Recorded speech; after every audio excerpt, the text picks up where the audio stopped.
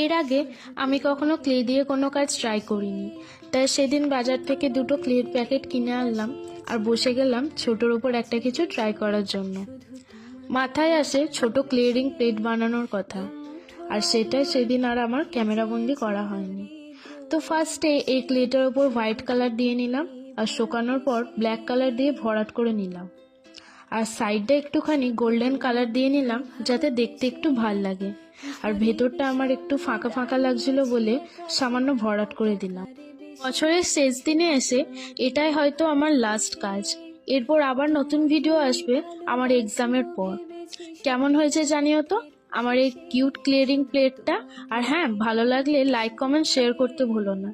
আরও এরকম cute cute কাজ দেখার জন্য পেজটা ফলো করে পাশে থেকো। বাই।